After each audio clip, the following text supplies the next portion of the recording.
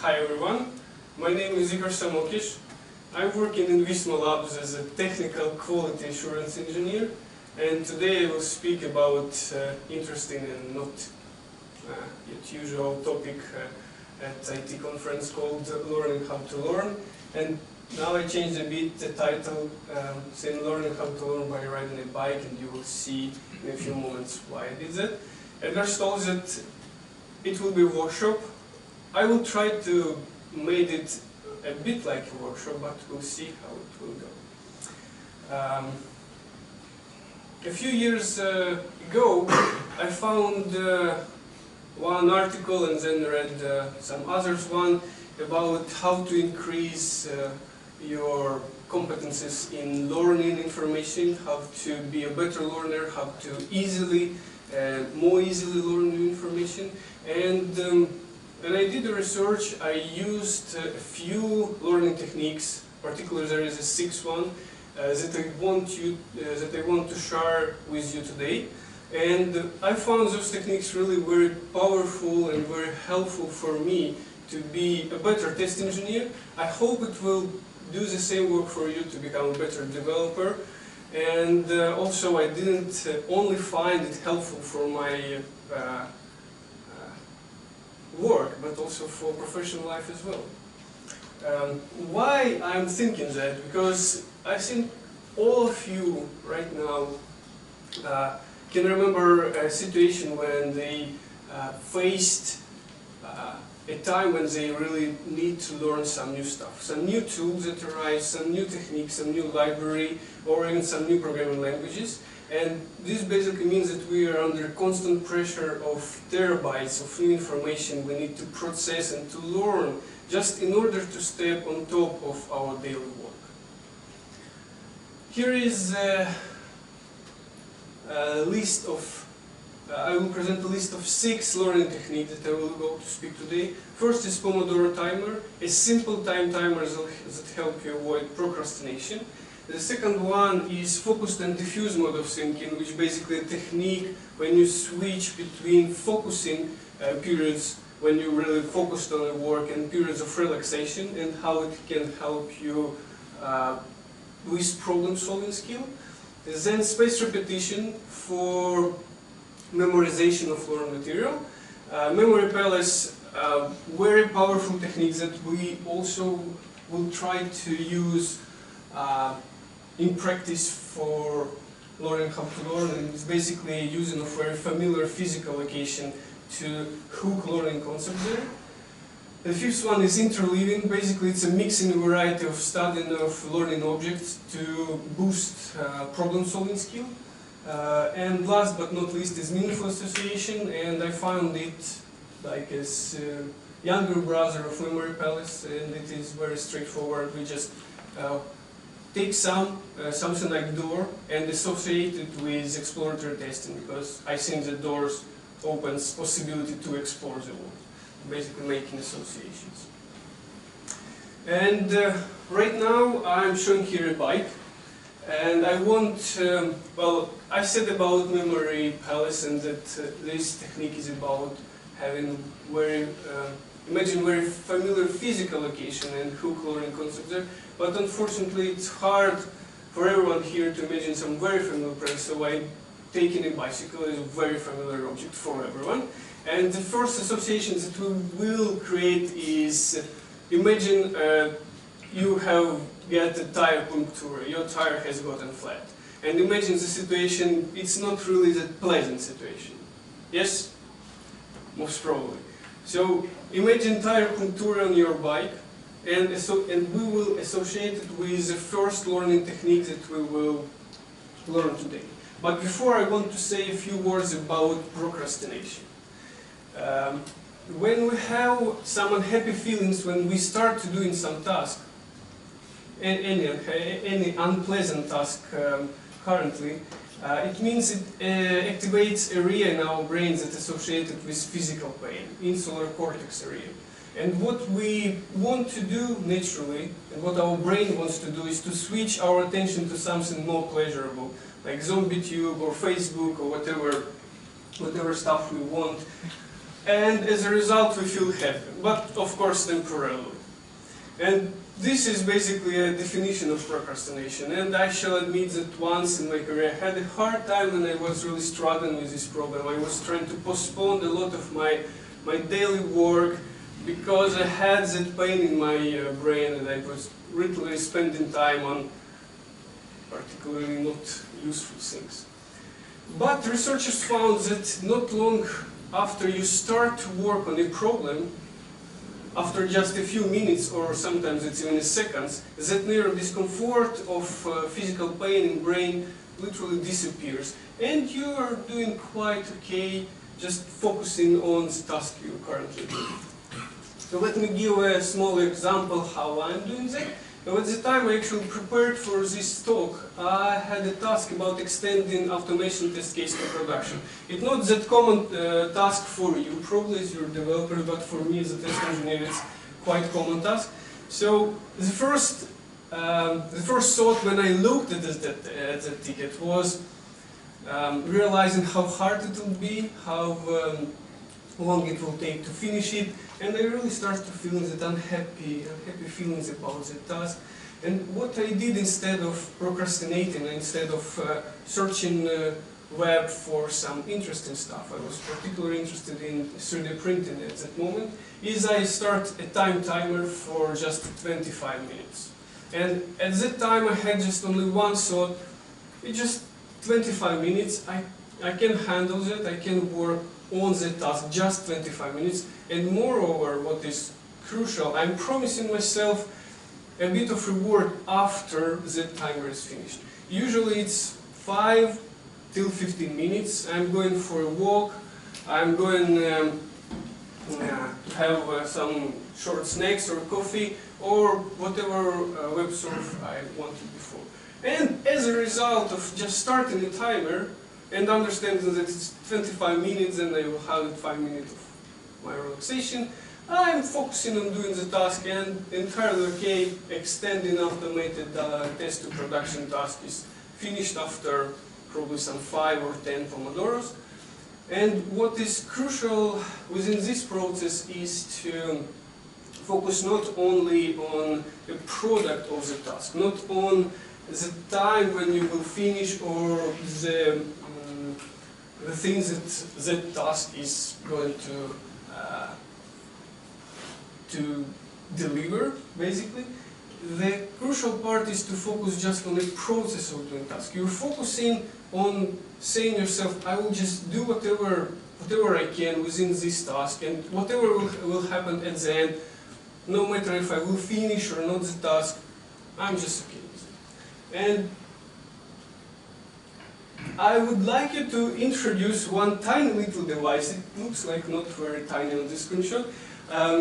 This is a self-made device actually. It's called the air door. I unfortunately didn't bring it here to you to look at, but I actually created this device as a side effect of fighting procrastination. So I had the procrastination, I started to use a Pomodoro timer to fight it, I gained more time and I become more focused on finishing a task, and I started to learn electronics. I was very curious about that, and I decided to create my own timer that will help me avoid procrastination in the future.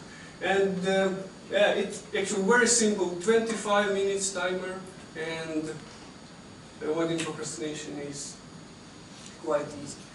A few things that I want to mention that I noted after using this technique for more than a year, I think. So the first crucial thing is that if I'm finding myself after the period of 25 minutes quite okay, continue doing the task, someone called it a stream of consciousness, I'm usually continuing doing the task. But as usual, it's just another 25 minutes, because after 50 minutes of sitting in front of PC, you get a bit tired and you need to refresh a bit. Then, in one article I read that that reward that you gave to yourself, that 5 minutes or 15 minutes of searching the web for pleasant stuff, is basically releasing a bit of dopamine in our brain, and this technique can be basically can make us a bit happier. Also, it is very crucial actually to exclude all external disturbance. We're under pressure really of Slack notification, of email notification, of phone calls, and it really distracts the focus. And what I did is I turned off just all notification on PC. My phone is all the time muted, and of course your colleague can come and ask for some question and interrupt you. But the thing is that when you ask them a few times if they can wait until your Pomodoro finished, they get used to your behavior, and it's totally okay. So far, all of my colleagues know that if my Pomodoro is on, and if it's not super crucial, they don't interrupt me. Last but not least is that Pomodoro timer particularly works in a situation where you can control time slots. In times or in meetings like Scrum or grooming, it's really hard to use Pomodoro, and it will be a bit rude to say that in the middle of grooming meetings that your 25 minutes is off. Next 15 minutes you will have a coffee break or so. So now a bit of question to you. So I encourage you to ask to your neighbors sitting to right to you one question. What is the right way to avoid procrastination? What is the right way of using Pomodoro timer to avoid procrastination? And I'm not only encourage you to ask your neighbors, but also to draw answers. Please ask a question. No one wants? What is the right way of using Pomodoro to fight procrastination? Is there a wrong way of using it? Yes. And I will show you.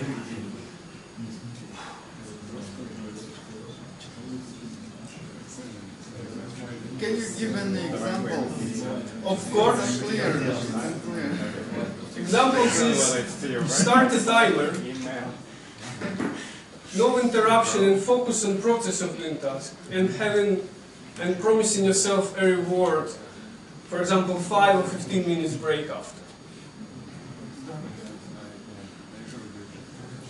Okay, the next technique I want to speak about, I would like you to associate with, okay, tire puncture. Everyone remember tire puncture? Why I used that association? Because when you got tire puncture, you really feel some unhappy feelings. And to avoid that, you just literally start repairing the tire, and eventually you will fix it and be quite happy riding your bike. Okay, we will not do that.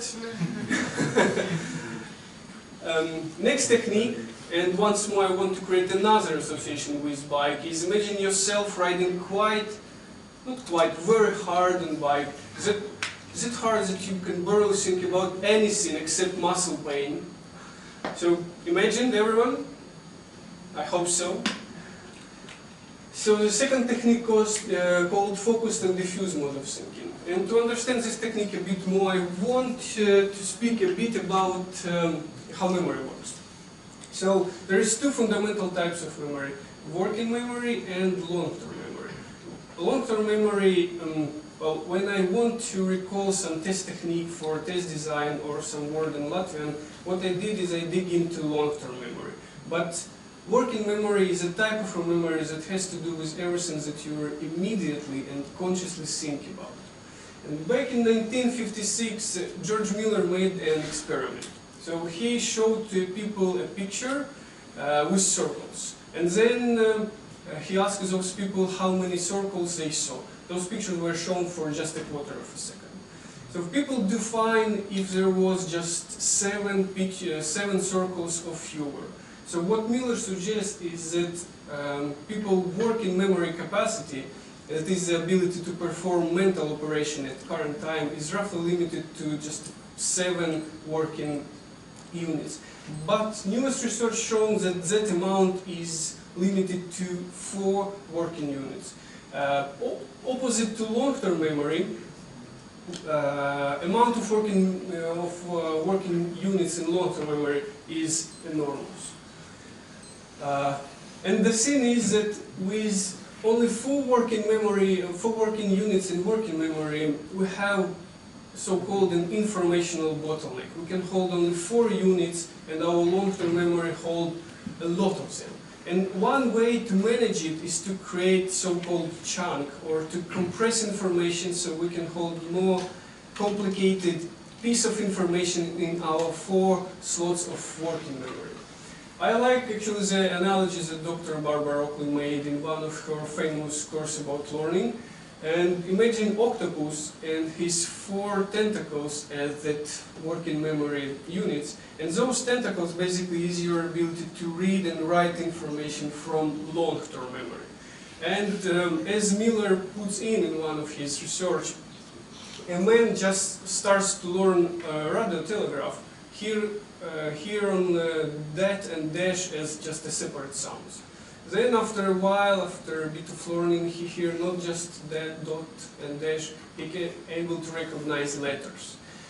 Still this ability is a bit updated chunk of information in long-term memory. After a while, he is able to hear not only letters but words, and eventually he can able to recognize a whole sentence from dot and dash. And it's basically the same piece of information in long-term memory, but a bit updated, a bit chunked information, so that he can hold the complex connections of dot and dash in just 4 working memory units. So I will tell a short story. So, at one period I was quite new in test automation, particularly in back-end test automation, and I was making a test which involved one, I was thinking, quite complex data transfer object. I was trying to I was trying to find a solution to that complex data transfer object. Basically, I got in a bunch of exceptions when I was running a test, and I was hopeless in finding the solution to a problem starting from morning stand-up until lunchtime. After with hopeless, without any hope and without any solution, what I did is I went to Visma physiotherapy, which basically physical activity where you do stretching and other physical activity, and you really cannot think about anything except your leg or your arm currently. And in that moment, what is happening from memory perspective is that our brain works in the background.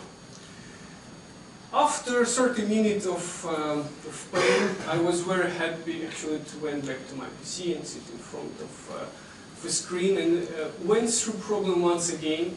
And I googled a bit more, asked a few other colleagues about my problem, and I found quite fast solution, and it was to use a dictionary object instead of predefined class type.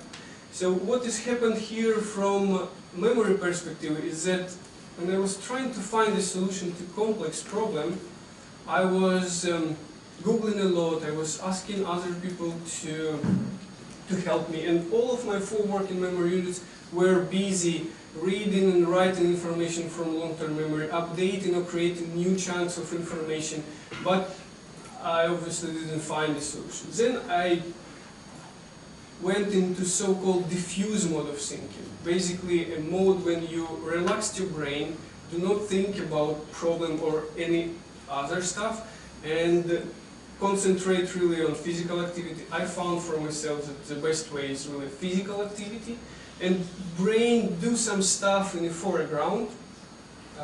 Some people called it as give your subconscious an assignment, so let your brain figure out some stuff while it don't have any conscious awareness of it. And after the period of diffuse mode, after the period of letting your brain work in background, you get back to a problem, and you reached a bit different information from long-term memory, a bit improved chunks of information, and it can lead you toward a solution. In my case, it happens quite often. Of course, this technique called focused and diffuse mode of thinking, and it helps for finding a solution to problems that you're currently struggling with. Here is a photo from one testing conference I've been with, people playing here football, and I found it also very intense in case of switching your brain into diffuse mode of thinking. Basically, when you play football, you can hardly really think about programming or some interface. You really think about ball and how to score a goal in enemy's net or something like that. So this is another way of us letting our brain work in the background. Another question for you regarding focused and diffuse mode of thinking. So when you're stuck with finding a solution to some complicated problem, what are the best ways to help yourself? There is a few. Bash your head into a wall in 90-degree position, relax and do opposite activity to what you've done while you've been focusing, go home and take a sleep, and finally use a gym membership. So what is your options? I'm not a fan of first one, I would say. All of them. All of them, okay. Another? Shower. Shower? Super. It's not here, but okay. You can pray. Pray? Yeah. Very nice. Meditation. Sorry? Meditation. Meditation works as well. If you, of course, do meditation, not just sitting and thinking that you're doing meditation. And you almost all right. So basically, what I found is helpful for me when you're stuck with a problem in IT particularly is to force yourself to do really physical activity and very hard physical activity. In that time, you cannot really force yourself to think about the data transfer object problem or whatever project with programming you have. And your brain is really relaxing and it works in the background. It tries to do some stuff instead of you. And then goes back to that problem once again. You can really find some voila in your brain. The first one, fortunately, is not right one. So why I ask you to imagine yourself riding bike really extremely hard? Because when you ride bike extremely hard, you don't think about anything except riding or except the road or except your muscle pain. And this basically forces you to go into diffuse mode of thinking, to relax your brain so it will work in the background and trying to figure out some stuff instead of you. Here is the next 4 techniques I will speak today, and 4 of these helped me a lot with my certification challenge. Almost a year ago I decided that I will pass all 3 main advanced level of testing certificates. So far I got only 2, and these 4 techniques helped me really to prepare for a certificate, to prepare for exam, and to pass them. So first is spaced repetition. So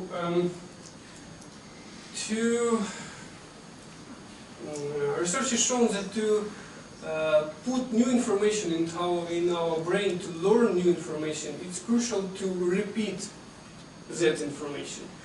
So that narrow pattern, that chunk of information that you are trying to remember, when you recalling it once, then another one, you're basically making a stronger association between narrow patterns in your brain, and basically it lasts longer.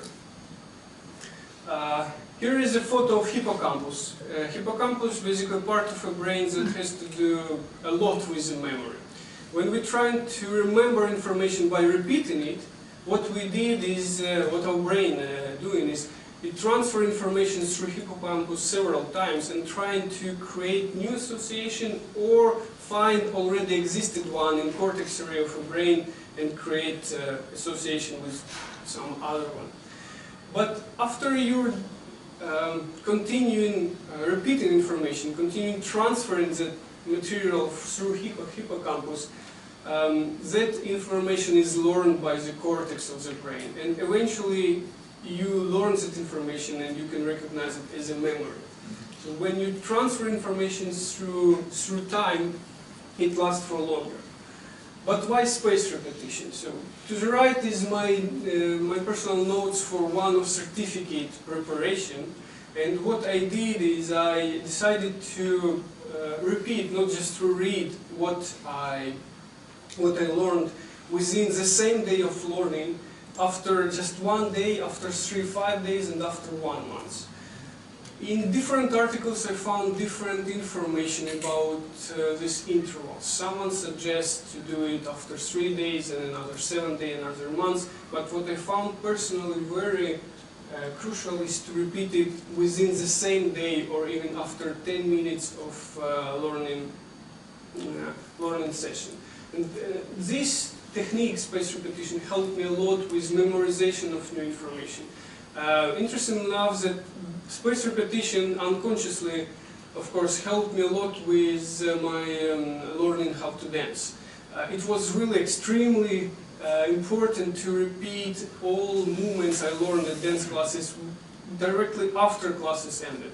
So at the next class it was extremely easier to remember what we learned compared to days when I did not do that repetition. What I found is that with spaced repetition it's profitable to do a bit of experiment. Try to repeat within the same day or within 10 days after learning, then after 1 day or 3 days, and found the patterns that much to it. I also know that there is a bunch of applications for phones that do that thing for you and notify you about repeating information. You can use that.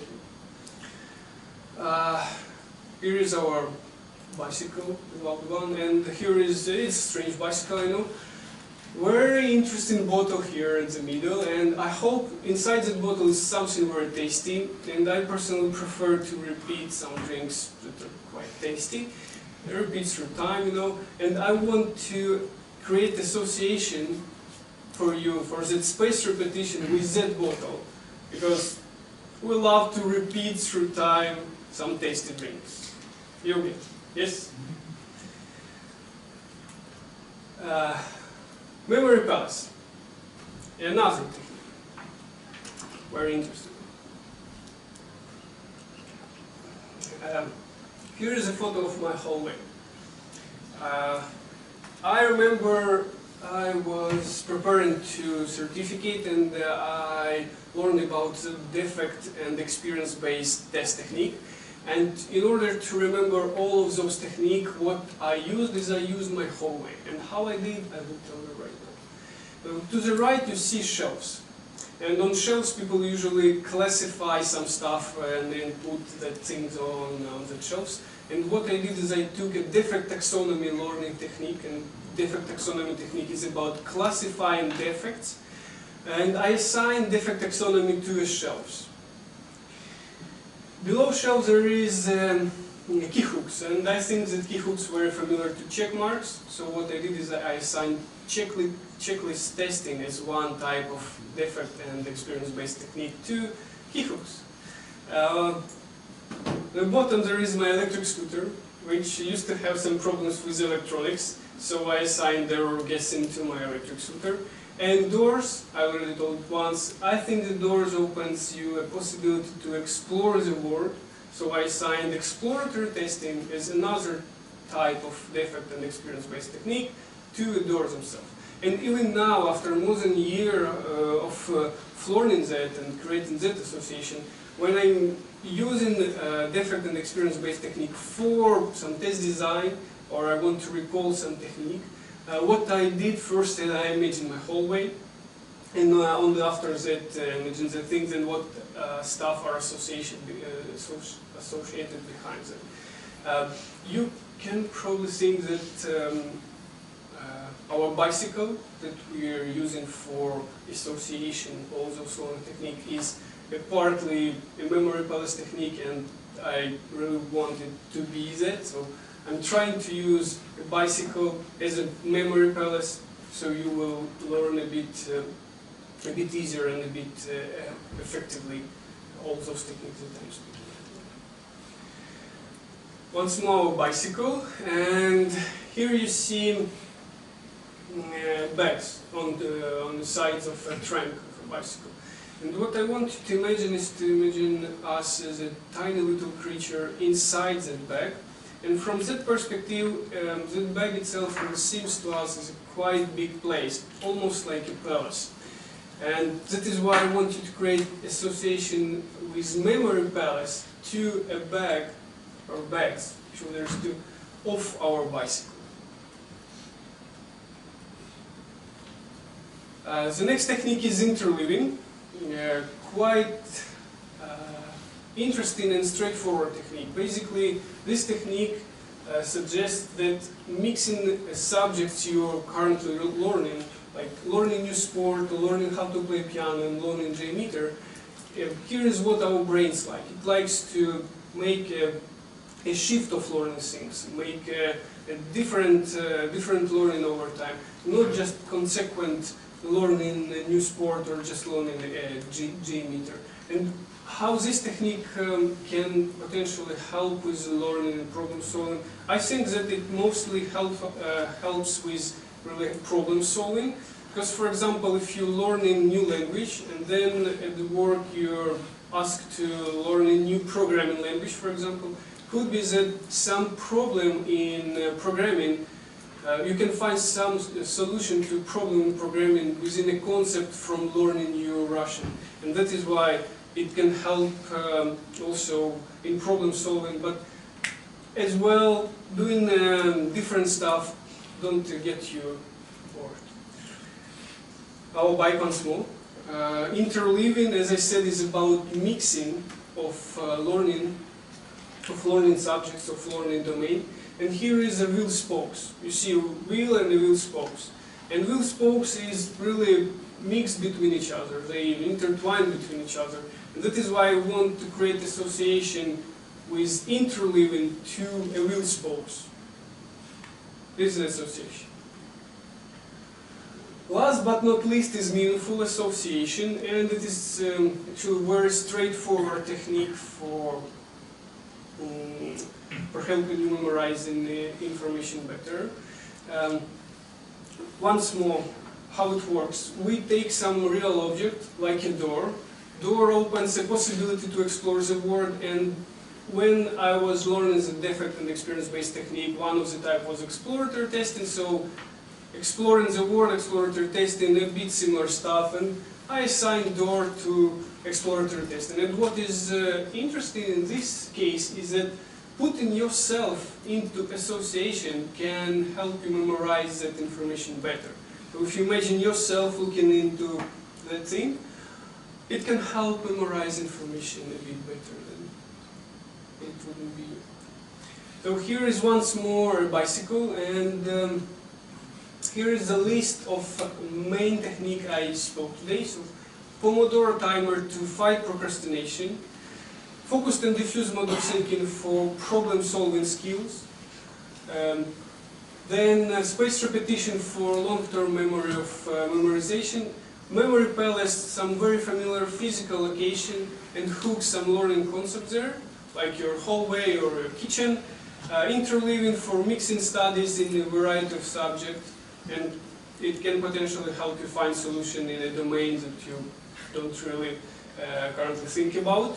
And meaningful association, straightforward, taking some object, create some association that for you is meaningful and associated for you. And I want right now to do some recall using our bicycle. I really hope that we remember all of them and we can recall all of the techniques we learned today by just looking on this bicycle. So, do you remember the first learning technique? It was Pomodoro. To what part did we assign it? Broken tire. Broken tire, because it's unhappy situation when we have the broken tire, and to avoid it, you start fixing the tire, and eventually you will fix the tire, and you will be quite happy doing that. And another technique is what? Repeating, drinking. Okay, repeating drinks, very nice. It probably was the best association I made. So spaced repetition for repeating information over time. We assigned to bottle because we like to repeat tasty drinks, you know. Okay, second one. Backpack. How about ourselves? Riding bike quite hard. What Mix, will focus, and relax. mixed focused and mixed focused and diffuse mode of thinking. So basically, focus on a task and do some relaxation if you feel that you're really stuck with finding a solution. Yeah, beloved bottle. Sorry. Memory palace. Why? Because inside bag it will be almost like a palace, yeah. And memory palace is about imagine some very familiar physical location. Probably your house or your kitchen or your hallway or your car, and hook to that familiar location things you want to learn. Other one? Those bags. I think a few more left. Spikes. Spikes, and we assign what is spikes. They mix between each other, and what technique? Interleaving, yeah, for mixing things we're studying.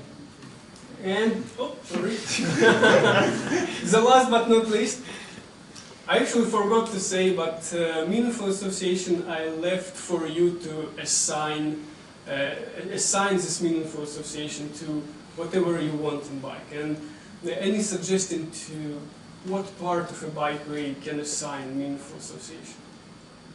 Keanu Reeves. Super. Previous when I had a talk, one guy proposed to assign whole bicycle to a meaningful association. Any other proposals? Except Keanu Reeves? Said Keanu Reeves. Okay, let's use this Keanu Reeves. I don't know why I did that. When I was just preparing for this talk, I was out of my imagination for associations, and I found that I can put someone on that trend, you know, and the Keanu Reeves rising my head. Fortunately, it's a bit sad. So, thank you very much for the attention. Here is the link and the barcode for Telegram channel where you can find my presentation, and you can also write any feedback or comments you want. I also will post there a Google form for your feedback. It will be anonymous. I will be very happy if you will say anything, particularly bad stuff, because I'm interested in what was bad. Thank you once more.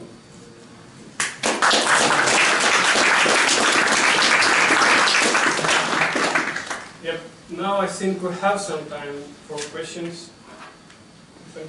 We have some time for questions? So finished. Yes? Can I ask two, but one is just like to understand the last bit about the association. Yes? Like what is the purpose of it? Like have an association to remember the whole thing I've heard here about the bicycle and stuff? Yes. Okay. Yeah, this bicycle I was trying to use as a memory palace technique, but as I said, it's hard to find a place that everyone will really know good. And that is why I just use bicycle. It's a bit strange, bicycle with bottle, but still. So, yes. my main question would be for the Pomodoro timer. Have you got yourself into a situation when, like, okay, you gave yourself some time, you're done, you stopped, but like you don't want to go back to that stuff, like it's still unpleasant. And it is a trick. If you will start,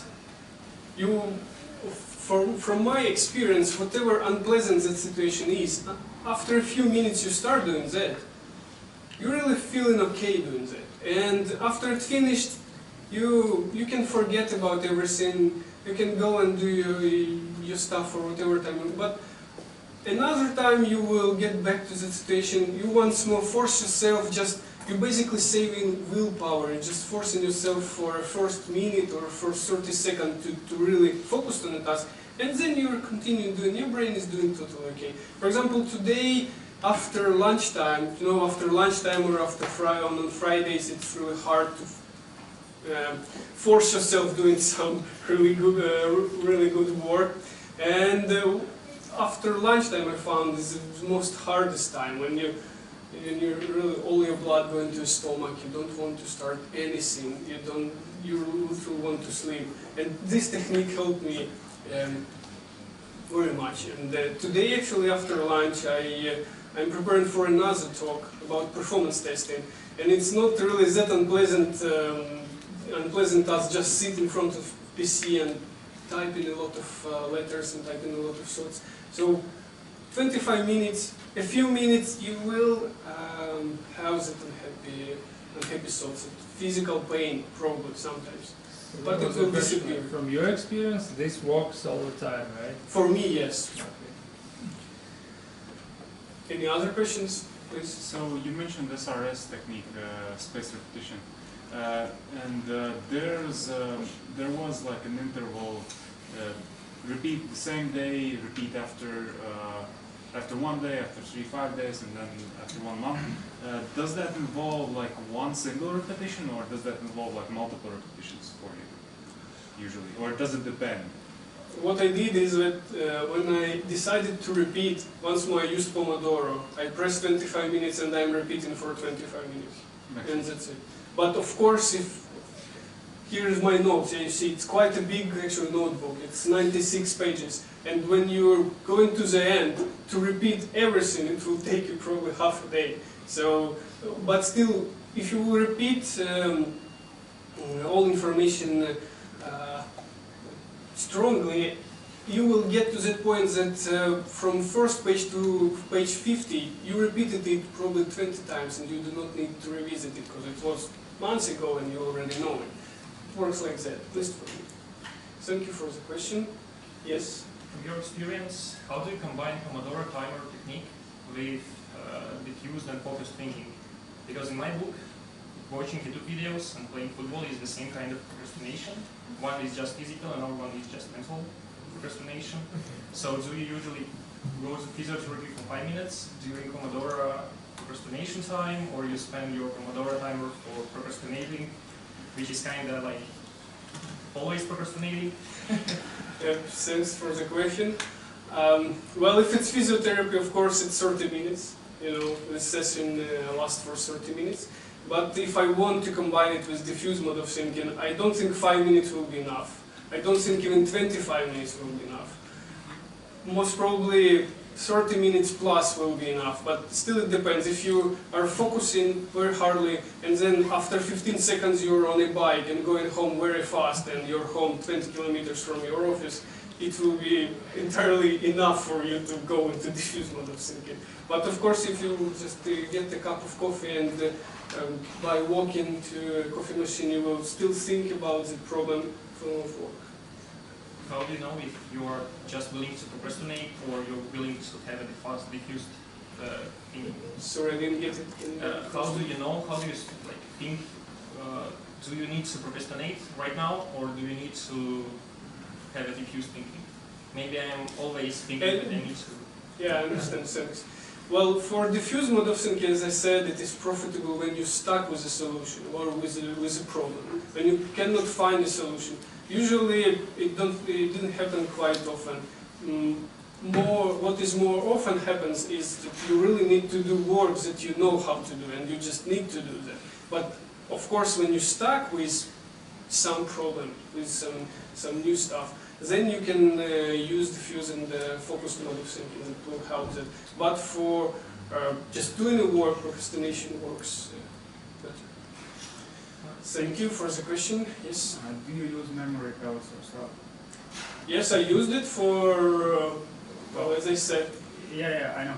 But do you use like your flat for it all the time, or you have some places that For me, it's a flat. Then, as I'm almost 3 years in Visma, I already very well know office itself and all meetings room and that names, and also colleagues sitting in front of me. So sometimes for some techniques, I even assign some colleagues sitting in front or some meetings room.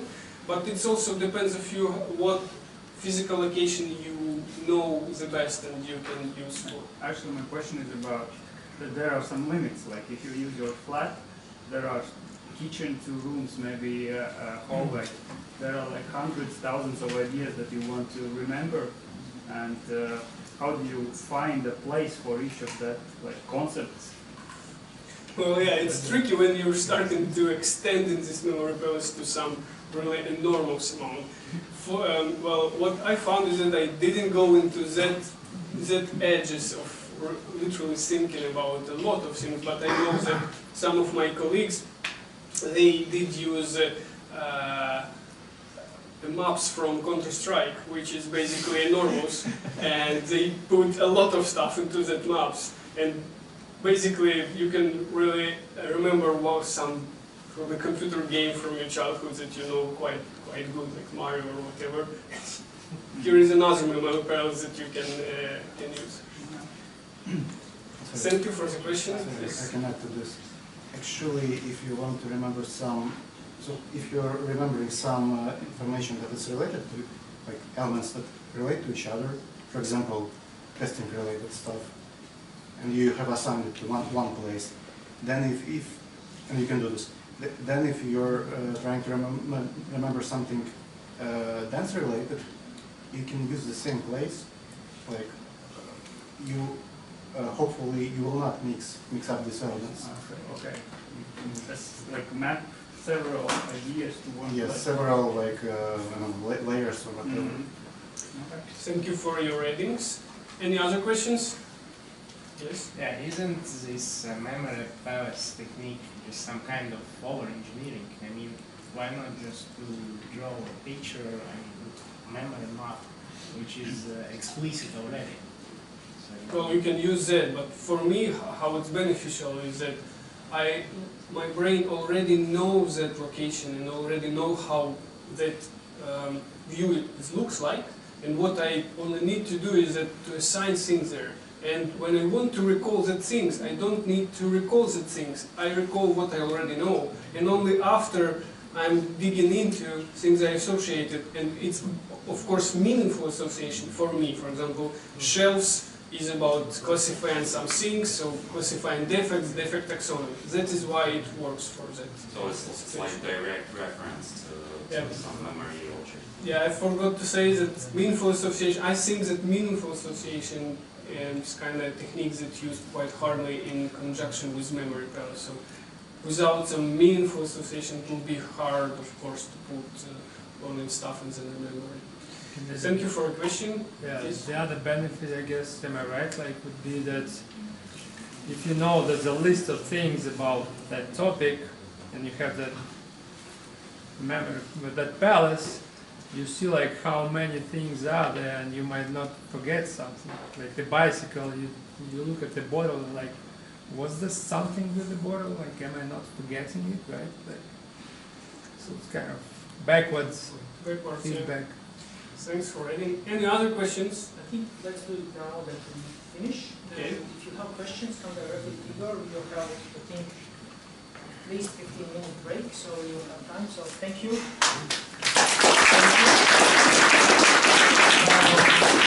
This is for brain. Yes. This is for bicycle. Oh, thank you. Thank you once more. Hope it will help you.